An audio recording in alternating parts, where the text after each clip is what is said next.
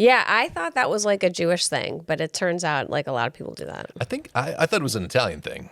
Oh, I could see it being both of those things. Yeah, for sure. Okay. That works for me.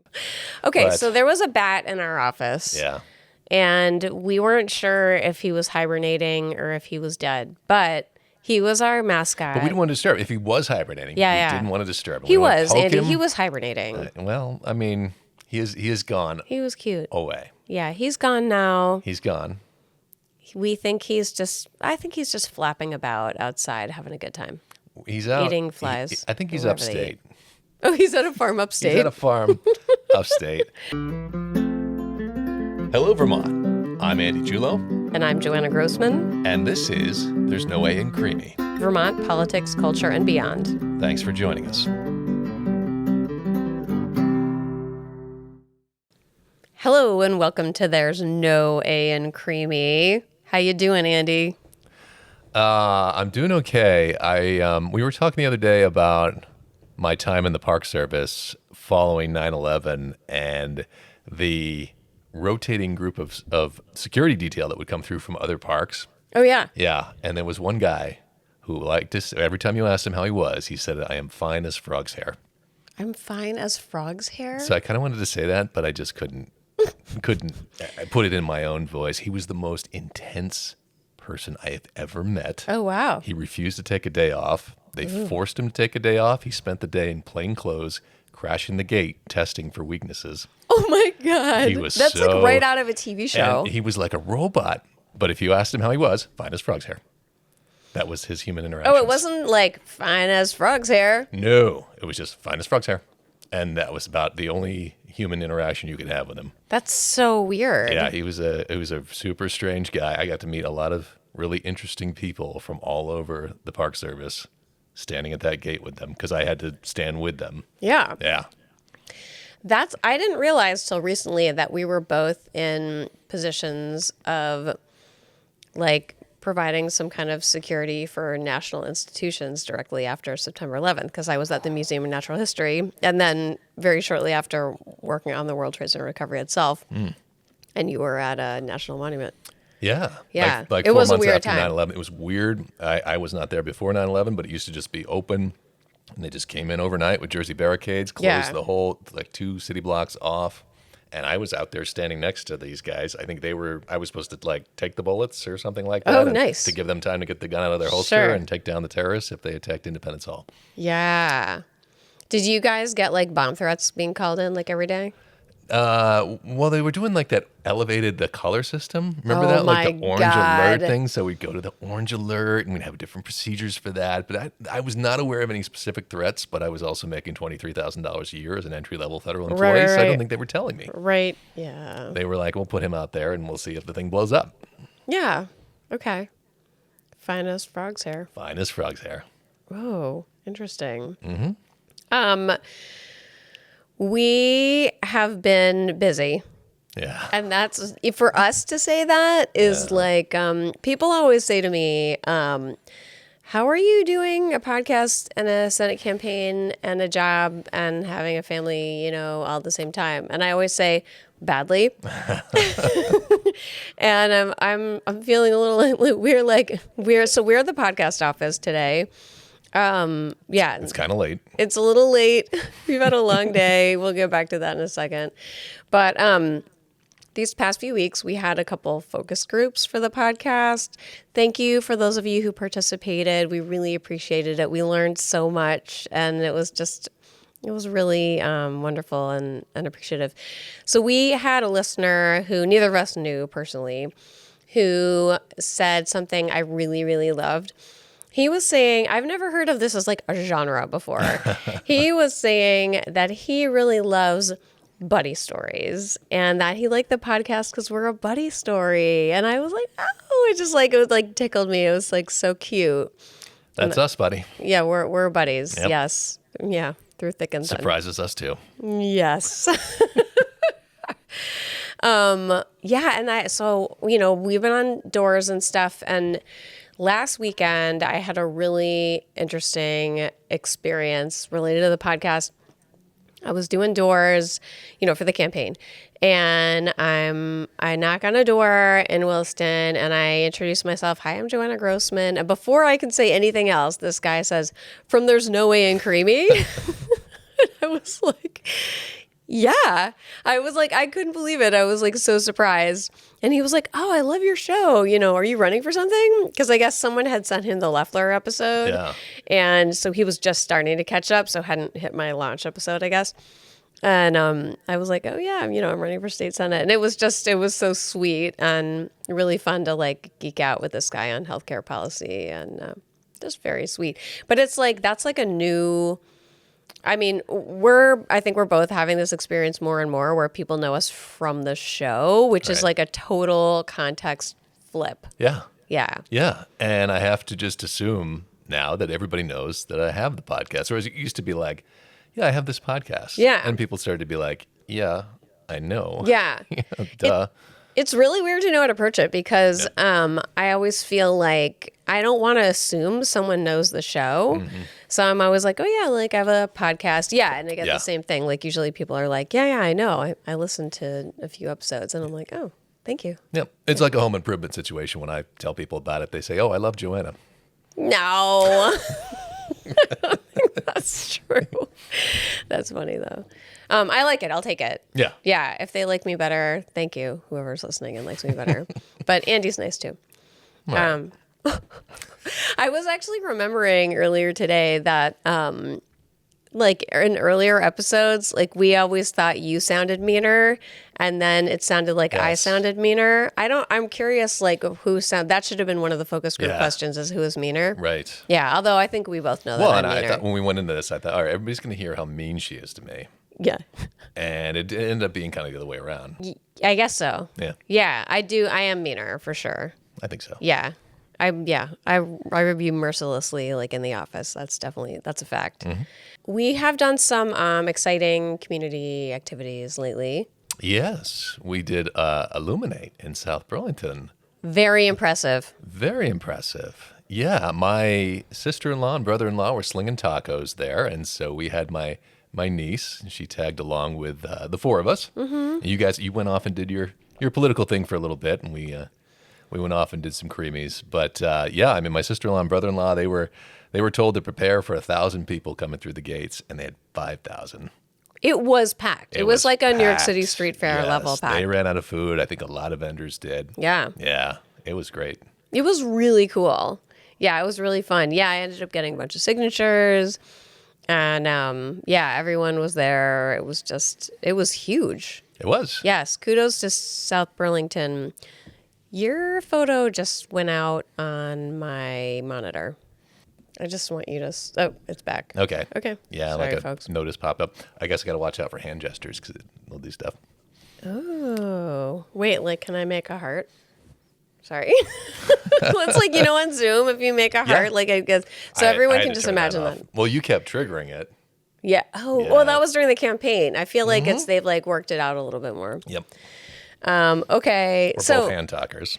Yeah. Yeah, I thought that was like a Jewish thing, but it turns out like a lot of people do that. I think I thought it was an Italian thing. Oh, I could see it being both of those things. Yeah, for sure. Okay, that works for me. Mm-hmm. Happy Green Up Day. Thank you. Yeah, it was Green Up Day. It was Green Up Day. Yep.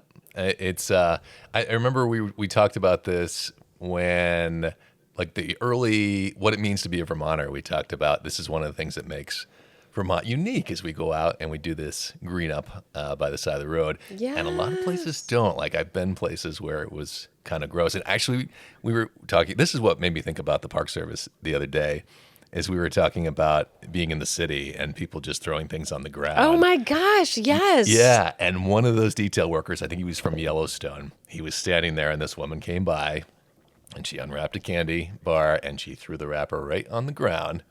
And he went, whoa. And he's like, yeah. Pick that up. And she's like, everybody does that. And he's like, not while I'm here. Pick it up. He was right. He made her pick it up and put it in the trash. Dude, that's awesome. That guy's my hero. It was great. It was great. Yep.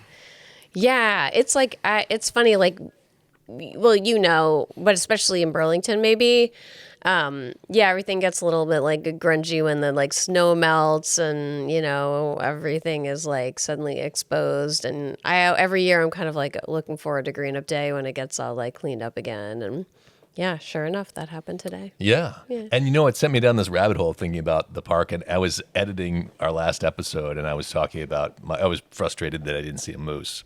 Oh, yeah. And I called moose a mythical creature. Yeah. And you said they might be. Yeah. Which, when I would get done an Independence Hall tour, every once in a while, some nut would come up to me and say something like, you know, the aliens were hiding in the chimney feeding Thomas Jefferson the words to the Constitution. Mm-hmm.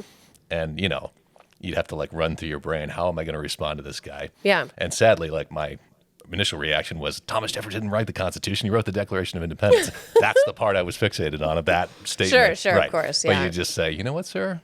You may be right. And you let him walk out the door. I also think that probably prepared you really well for voter engagement. It did. Yeah. Yes. Because you just never know what you're There's gonna almost get. nothing you can say. You know, you can't say, you know what, sir? You may be right too. And that's the end of that conversation. Yeah. People like that. It's also World Press Freedom Day. That's a new one to me. Yeah. But now that we are members of the media. We do not consider ourselves to be part of the press. We've been through this. But members of the media, we salute those doing the work to keep our press free. Absolutely. Yes. Solidarity with our friends who are the real journalists. Mm-hmm. We appreciate you. Yep. Yeah, it was exciting. I think there was a big event on Church Street, but we had to be indoors, sadly, and had to miss it. Yes. But, life is passing us by. We're out there indoors, but we're having good conversations. We definitely are. Meeting lots of dogs and good people. Really nice dogs and also really nice people for sure. Mm-hmm. So, Andy, you may recall in the very beginning of this legislative session, which really was only a few months ago, but it seems like a long time ago now, doesn't it? It really does. Yeah. Yeah. And we spent the first day of the legislative session in the statehouse. Mm-hmm. And I got busted because I brought my phone into the Senate chamber and I was using it in the Senate chamber. You most definitely did. It was a big moment for me. Yes. You knew that devices were not allowed for senators. Yeah, I thought it was only for senators. Becca White thought this was hilarious when we interviewed her. And it turned out it was not just for senators, but also for the schmoes in the balcony who were just watching. The two large signs on the balcony doors you walk through that said no devices in the chamber meant no devices in the chamber. Right. But to be fair, I went through first. You went through first. I went through first, and I opened the doors, and I may have blocked that sign for you. Yeah, I think so. I didn't see them. Right. But I don't, I don't know how to explain it. But I will say that, I mean, it was like kind of I didn't think of it as like a sad experience. Like, I mean, he was totally right to bust me and I learned and I do appreciate them holding the line. You got the tap on the shoulder. Yeah. Yeah. Miss Grossman. Yeah. And no devices or please put your phone away or whatever he said. But he was cool and he was right. I liked that rule when I was in the Senate. I liked just tucking my phone away and everybody else doing it too. And I could just focus on the moment. I get it. Yeah. Well, it's interesting because, we just passed this law in Vermont that students can't have devices in the classroom, right? Yeah. Yep. And when that was first passed, I have to admit I was a little annoyed because I have a teenager in high school and they have all kinds of like activities and whatever. And I was like, oh, I'm not going to be able to reach them. But it's worked out fine. But the whole point was that it's distracting, right? And that you shouldn't be like communicating with outside parties like when you're in the classroom. Mm-hmm. And, okay, so for those who don't know, the rule in the State House is that on the House of Representatives side, on the House side, you can have devices wherever. You can have them in the House floor, in the House chamber, and you can have them in the committee rooms. On the Senate side, you cannot have them in the Senate chamber, meaning on the Senate floor, but you can in the committees. So the only place they're actually not allowed is the Senate floor chamber. And I have to say, I always thought, okay, if I win the Senate seat, I would want my device to take notes. And I've been watching a lot more Senate committees lately and, talking with friends a lot more about it now that I'm running for state Senate. And I've noticed, and a number of people have, brought it to my attention as well, that there is some really excessive device use in the Senate committees right now.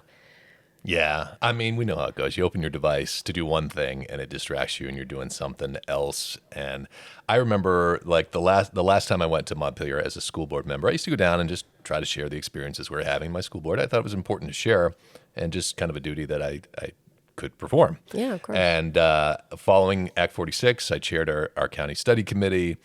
We fell a little shy of where the incentives should have been. And they were considering how they could honor that work and maybe offer incentives to districts that got close but didn't quite get there. And so I went down. It was a snowstorm. I think it was January, February. And it took me like 2 hours to get there. I was given 2 minutes. I went up to the table to testify, and there were multiple members at that table who never looked up from their device. Not once. Not as I was approaching the microphone, not as I spoke for 2 minutes, not as I left. And I walked out of there and I said, I am never doing this again. This was a waste of my time. They didn't even listen. That's not a good feeling. No. And that was, I was a little younger then and I was a school board member, and now I'm a little older, a little more mature, and I go in to testify on behalf of the RDCs, and a lot of them are on their devices. I will go around the room and stare at them until they look up, make eye contact, and then put their device away, and I will go around the room one at a time doing that until I have everybody's attention. Yeah. Yeah. That's become like a fun game for me. Yeah, well, you can pull it off. You're a former senator, I just have it's really hard to watch my own senators not listening to testimony. People prepare carefully for that. People bring testimony on behalf of others, on behalf of constituencies that they feel like are really important for senators to hear, to make informed decisions. Yep. And then to be just this is not just like checking one thing. You see senators with their laptops open, it seems very apparent. They're like not paying attention, like actively communicating with others from the committee room. And it's a lot. And I've seen my friends testify in those spaces, and it's not really a good look. No, and I've seen, times I've been watching on YouTube and stuff where, a very serious time. you take the time to go down there and testify. It's something important to you. And there's been some very serious stuff testified on. And, a representative or a senator is so engrossed in their conversation or their text that they smile or giggle at something right in the middle of that. And that's just not good. Yeah. Yeah. I am starting to wonder if maybe we need the same rule as schools have. It's, there's a few similarities between high schools and the statehouse. Yeah. Yeah. There definitely is. Yeah, it was weird, and it's definitely got me thinking about that a little bit more. So we were out, so we've made a couple of references to this already, but we were out today on doors in Williston, door knocking for my campaign. Yeah.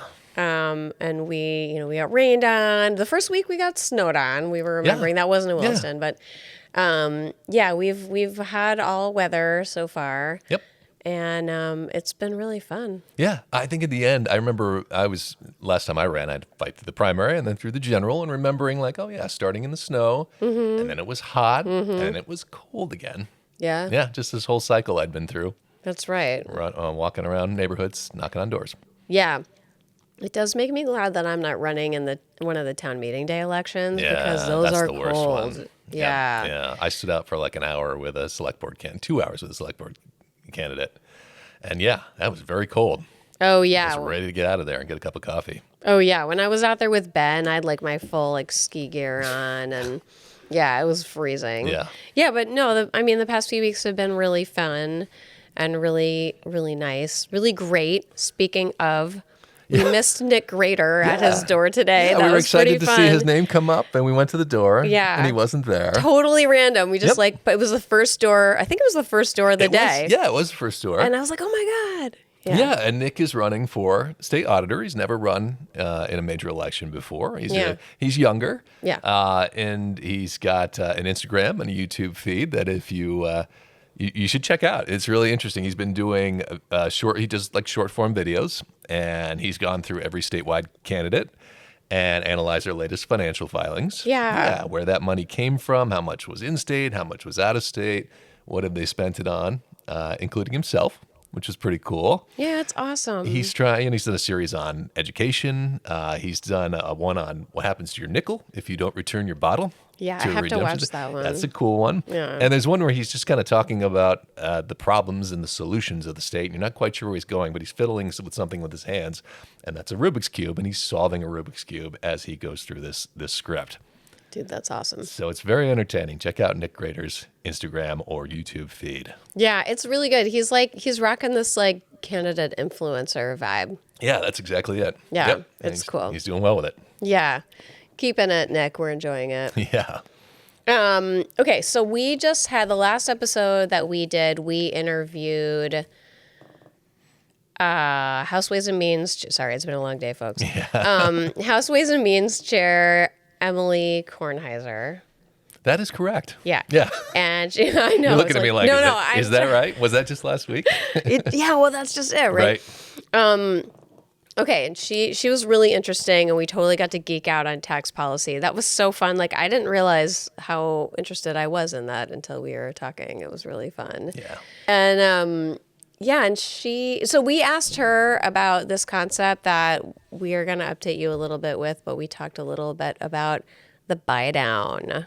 Yeah. Yeah. Yeah. So there's conversation going on about the buydown for the ed fund. And a buydown is when you take surplus money from either the general fund or the education fund. In this case, they're going to take both and potentially apply some or all of it to next year's school budgets. Yeah. Yeah.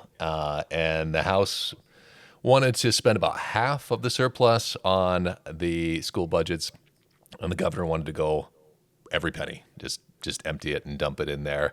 The Senate is seeming to be moved towards where the governor wants to go. But, the problem here is this is one-time money, and anything you apply just creates a hole in the following year. So, it may be a temporary relief, but you are going to pay for it next year. And the real danger there is that if you have a particularly poor year next year, you would be taking whatever you postpone from this year and adding it to next year. So the more you push these things, the more the possibility increases that you're going to have a really catastrophic year where you've snowballed 2 bad years on top of each other. Yeah, it's really not fixing the problem. It's kicking the can, and in a way that it's like the can gets like sharper and heavier as it bounces down the road. Everybody agrees it's not good policy, but it's become this very political process. And it used to be just the tax commissioner would say, all right, I've done the math, and here's our rate that we need to backfill the education fund for this year. And everybody'd say, oh, okay. And they'd rubber stamp that. And a few years ago, it's become very political. And in a election year, it gets a little bit worse. Yeah. So in 2024, the treasurer, Mike Pichak in the treasurer's office made a formal statement against it, right? Yeah, well, it's particularly the governor was calling for around $200 million in one-time funding, which is a lot. So they're debating between 70 and 120 this year, and it's starting to lean towards the 120, which is still a lot. Yeah. 24, it was going to be about 70, and the governor wanted to boost that way up until 200, which would have opened up a pretty big hole, and a very big hole in 2025. Gotcha. Yeah, it's not good policy to just keep doing that. Just keep kicking it. I just wish that either the auditor's office or the treasurer's office or some like arguably objective third party would get into the conversation a little and make sort of a statement so that it wasn't just a tussle between the governor and the legislature, that we could have some like arguably objective source. Yeah. I mean, you sort of wish this wasn't a political process like the national Right. debt. Yeah. I mean, we've just blown up the national debt because it's become very political. You can't do that in Vermont, but this has sort of become a short-term way of creating a state debt. Yeah. And it's like I said, it's political, and it's not really in anybody's best interest to be rolling this money over, but both sides are proposing doing it, and it's just a matter of how much now. Yeah. Well, okay. So what's the latest on the ed finance bill? We talked about it. It came out of the House with these seesaw districts and a 2-year postponement in the foundation formula. And so the governor said he will not sign that. He has not only said that he will veto the education bill, he will veto the yield bill all the funding for education, and he will veto the general budget. He will shut down the state government if he doesn't get what he wants out of education reform. So the Senate has got to figure out a way to take what the House passed off to them and get it somewhere near what the governor wants. And that seems like a pretty impossible task, because the governor says he wants forced consolidation. The House did not do any of that. They did voluntary mergers. They did administrative, special ed consolidation, and I think a couple other categories, like these high-level administrative categories, but they aren't forcing districts to close. Yeah. I mean, that's definitely what I'm hearing on doors, too, about what voters want. We had a poll by the NEA that said 67% of Vermonters do not like this idea of forced school consolidation. Yeah, not at all. No. I mean, we've never had a shutdown here in Vermont, right? Apparently not. That's what I read in Digger, I believe, is this would be the first time.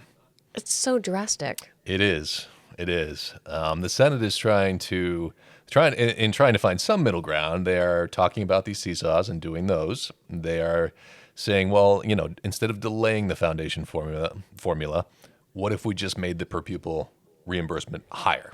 Much higher for those first 2 years. So we'll put it in place, but we won't make it as drastic as it was going to be. That's the middle ground they're searching for. I don't know if the governor is going to entertain that at all, or he is dead set on closing schools. It just seems tragic to me, honestly, that we're at this point in Vermont where we've got a governor, instead of actively engaging with the legislature, to say, oh yeah, we're just going to shut down the government because we didn't get it the way I wanted. What happens when a popular governor tries to push something that is deeply unpopular, that harms the territory that his party holds the most? Yeah. I guess we'll see. We'll see. True that. Speaking of how we pay for things in the state. Yes. So, hot topic right now, the wealth tax. Yeah. It's interesting. It's been really fascinating to see this evolve over the past few months. It seemed at first it was kind of this, the Fair Share campaign was like building momentum early in the session. And then, there was this amendment to the budget that ended up getting withdrawn that was roughly along these lines of, so the concept originally was that, so H.R. 1, which Trump would call the big, beautiful bill, but which a lot of my friends call the big, bad bill, gave the top 1% of Vermonters an average tax cut of $57,000. And so the concept that the Fair Share campaign and the Public Assets Institute have been promoting is to functionally transfer that tax to Vermont. The logic being, okay, we used to get federal funds and we're starting to lose those, and that money was paying for those. So instead we're going to cut out the middleman, and, those taxes are basically going to go directly to Vermont to help shore up Vermont at this time when we have all this money lost now. So to the budget in the House, there was an amendment pushed to that, and then it was withdrawn, and it became a standalone bill. And that's now what people are referring to as the wealth tax, and like my favorite name for it, but that's what people are calling it. And this has become a standalone piece. Here's some details on what it looks like. So there's two pieces to it, really. There's a small tax on cap gains, dividends, things like passive income, like rents and royalties, and not on things like Social Security and retirement plan withdrawals. And then the top 1% of Vermonters, so joint filers, the last time I read the bill, joint filers that come in at $586,000 a year would get a new 13.3% tax. And the idea is to give these folks an opportunity to kind of patronize Vermont. I always feel like they should get like a tote bag, like that's the idea. It's like, yes, we know you have a lot of money. You're helping us out. We really appreciate that. And just kind of get us through this hard time. So that's the logic there. And it's new and it's controversial. But I will say I hear about it a lot on doors and at house parties. It's like really people are into it. There's definitely people who aren't. I'm not going to pretend it's like a uniformly, people are uniformly in favor of it. But it does seem to be pretty popular. Yeah, it's a proposal I think that's been around a few times. Oh, Well, yeah, I think it yeah. helps that HR1 kind of stimulated this round. Yeah. But yeah, Representatives Priestley and Cole kind of forced the issue in by creating an amendment Right. out of the House, and it's gotten life far beyond what it has in the past. Yes. A lot of people are talking about it. A lot of people are talking about it. And of course, I mean, this is the kind of thing that Bernie Sanders has been Yeah. advocating for a very long time. Yeah. And it means tax relief for a lot of Vermonters, and this is what we desperately need. Right. Without actually raising, because as you said, you're just replacing the state tax with what would have been a federal tax. Nobody's paying more, Right. but people do have the opportunity to pay less. Right. And Yeah. the folks who are in that category would be paying it directly to Vermont, which is hard not to like. Exactly. Yeah. We were talking with an expert on universal primary care just last night, Yeah. and he had imagined this as a really great way to fund that. And I thought, oh, that would be a really great opportunity because so many Vermonters want to see reduced healthcare costs. And this is such a great opportunity. So the JFO estimated that as the bill stands, it would bring in $170 million a year addition. That's like really, really nice money for a small state. So, yeah. And I would say the key opposition to it that I've heard is that we'll lose rich people. And I personally, this is just like my own hot take, but I think we won't lose rich people. I think wealthy people want to live in Vermont, the ones who are here. And if they don't want to get if they want to get the Vermont experience without the Vermont tax structure, they always have New Hampshire, Yes. and they could have chosen that. Looks like Vermont, but yes. Yeah. So it's like, if you want Vermont and like the way that we, pay for policy, you're here. And I guess I have a hard time believing that folks that don't want to be here, the folks that want to be here will leave because of this. Like I used to live in New York City. They had a lot of taxes. I lived there when the property tax was raised 18.5%. People were not leaving. People were, that was after September 11th and we really needed to raise money. And people stayed and paid their share. My friend Chuck Collins, he wrote a few really interesting books. One of them is called Burned by Billionaires, and he was the heir to the Oscar Mayer fortune. And he works with wealthier folks to talk about how they can functionally patronize democracy. Mm-hmm. And he has been working with a group of Vermonters specifically to declare publicly that they would pay this tax. Yep. And two of them were the owners of Phoenix Books, who just testified in front of House Ways and Means for this. So it was pretty cool. Yeah, and a nice picture. Was it 7 days? It was in 7 days. Yeah, it's a good picture. And today they were just on Vermont Public too. Nice. Yeah, and Renee had a really great quote. And she was, maybe I'll drop it on our social media because it was really wonderful. It would be great if we can turn the big, beautiful bill into an opportunity for more Vermonters to access primary care. What an outcome from kind of a malicious act to begin with.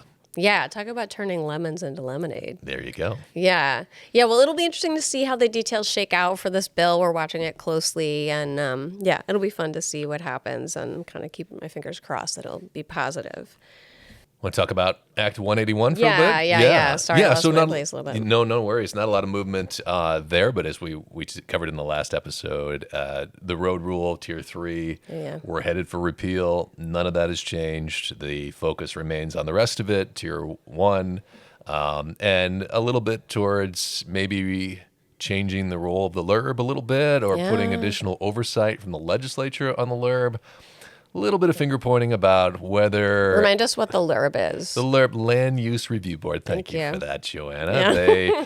So the regional planning commissions went around and mapped Tier 1, which is where we want to build more, and that left us with a whole big swath left. And out of that big swath, the LURB was responsible for carving out Tier 3, which are areas that were going to be more restricted in building. That has been removed. We're not going to have Tier 3. And there's some finger pointing about, was this bill flawed to begin with, or did the LURB take it too far? Was it the bill, or was it the implementation of the process? not really relevant to where we're going now, but Right. we are going to no longer have tier. We're not going to have the road rule, and we're not going to have tier 3. Those are big changes. Big changes, very big changes. Yeah. Yep. But fortunately, it seems like the coalition that kind of came together to kill this was housing advocates Yeah. and land rights advocates, and they agreed on the road rule in tier 3. Yeah. They don't necessarily agree on the rest. The land rights people would just want Act 181 completely repealed, which would take away all the enhanced rules in downtowns and villages that allow us to not universally apply Act 250 in downtown areas and villages that are designated for growth. Yeah, that enable density. It's the easy place to build Yeah. more housing for, and they didn't want those regulations to get in the way, Act 250, and so we've created exemptions in the short term and less oversight from Act 250 going forward. Yeah. Yeah, I definitely don't want to see the baby thrown out with the bathwater with that one. I'm curious to see. I mean, in my district, everyone's going for Tier 1A, to really trying to increase density and create units. And I would hate to see that scrapped, but I definitely am also glad that the legislature is listening to these rural voices who felt stepped on. Yep. Yeah.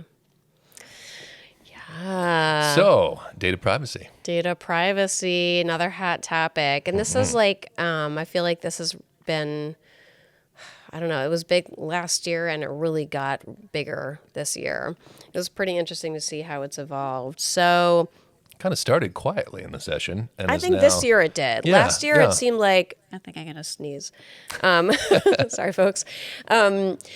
So yeah, I feel like it picked up steam. Well, this happens every year with guess. everything. Yeah, it picks up steam at the end. And then, yeah, it's true though. We didn't hear a lot about it at the beginning of the session, and now it's starting to get a little more attention.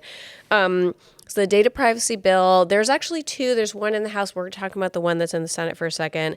So the idea is to sort of regulate data brokers quite a bit more and enable, data privacy. So it would allow people to sue, to give them a private right of action if there was a breach and people's their private information was released. And it would also limit data brokers to not collecting any more information than necessary. And I just want to say this bill, the House bill is a little different, a little more expansive actually. But this bill would specifically apply to data brokers. There's been a bit of misinformation and or confusion maybe between the two bills. It would not affect, there were some rumors going around that this would be allow people to sue hospitals and schools, and that is not accurate. So we're seeing a little movement, a lot of conversation in Senate Economic Development specifically about this. Something that I've heard come up about this bill and about other bills this session. I'm going to go broad here for a second. All right. I keep hearing people saying, oh, we're not going to move that bill forward because Phil Scott won't sign it. And I always feel like, why are we doing the governor's dirty work for him? You know what I mean? I just feel like if this is important to our constituents, we should be working on it and we should be pushing it forward. And if the governor doesn't sign it, that's on him, So I'd love to see this move forward personally, but I think it's a really interesting conversation to be having at a minimum. And I think it's great that the Senate and the House are both, as usual, they're having very different conversations about it. But we're hoping to do an episode dedicated to that subject soon, and we'll get way more into it with a lot of more details. But it's a hot topic this session for sure. Yeah, and a couple critical pieces that are part of that. And one is the Children's Code, the data for minors. Yes. I think everybody agrees that there's something that we need to have regulations for that. And we talked to Jessica Barquist in a past episode when she talked about the geofencing that is going on around Planned Parenthood clinics, where they can track your device and who is going to a Planned Parenthood clinic and who is not. And we'd sure like to get that off the books and banned. Yeah, very much. I think that's only in the House bill. Don't quote me on that, folks. I got to check that. By the way, that was a really great episode, a little bit of a sleeper. I think that was in season 1. Folks might want to check it out. For sure. Yeah, I just feel like I always feel, like we have so many new listeners, and the more recent episodes have way more listens than the earlier ones, and I'm kind of like, oh, you should check out our old stuff. It's really good. Definitely. I don't know. I'm biased. It's our show, so obviously we like it. Yes, and we have had a couple of mascots kind of join us along the way. That's so true. I think we did a early We lost bill. 2 friends of the pod. We lost 2 friends this past week. Yeah. And a little bit in change. Well, It counts. we have a debate about the demise of Chester and when that actually happened. Okay, But- so there was a bat in our office. Yeah. And we weren't sure if he was hibernating or if he was dead, but he was our mascot. But we didn't want to disturb. If he was hibernating, we didn't want to disturb him. He We didn't want to was, poke Andy. him. He was hibernating. Well, I mean, he is gone He was cute. away. Yeah, he's gone now. He's gone. I think he's just flapping about outside having a good time. He's out Eating flies I think he's wherever they upstate. eat. Oh, he's at a farm upstate. He's at a farm upstate, eating Yeah. lots of mosquitoes. Yeah. Yeah. That's classic right Yeah. there. So Chester left us Yeah, that's this true. week, as And did Chuck, My rooster. your rooster. And we had an early episode where we talked about housing, but for some reason I went off on a little rant about sleeping in my backyard to test That's right. hammock equipment, and the neighbor's rooster was Yeah. crowing in the middle of the night, like But it wasn't Chuck. 2 a.m. No, Yeah. and He's not that loud. you stood up for this rooster because you love Chuck, your rooster. I don't know why your rooster was crowing overnight, though. Chuck Well, would that's what I was never trying do to that. Ask you, yeah, and you took his side. Well, I'm sure he was a very nice rooster. I don't think he is. No, Chuck but was so nice. Chuck was a undeniably great rooster. He was so sweet and docile. So my 15-year-old Issa would, this is really true, they would take Chuck and swaddle him in a blanket and hold him like a baby. And Chuck would he'd just chill out. He would kind of just like doze off a little bit almost. And he was just like, all right. He would never come after anyone. You always hear these like nasty stories about roosters. Not Chuck. Not Chuck. Chuck was just sweet and wonderful, and we miss him. Rest in peace, Chuck. Rest in peace, Chuck, Yeah. and Chester, And depending on what you're up to. The rooster at the beginning of the episodes. It's not Chuck. It's not Chuck. We always intended to get a good recording of Chuck, but we never got around to that. But if you go back to the old episodes, prior to that conversation on that episode, there was no rooster. That's true. That was added as kind of an inside joke afterwards, That's right. and it's stuck around. It's it's like now it's like in memoriam to Chuck. Absolutely. Yeah. Nice. Well, we hope you all enjoy the rest of your week. For sure. All right.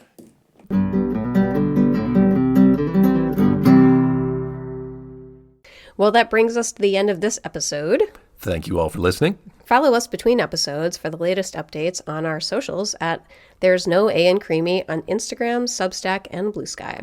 And catch us on our next episode of There's No A in Creemee, Vermont Politics, Culture, and Beyond in Apple Podcasts and Spotify.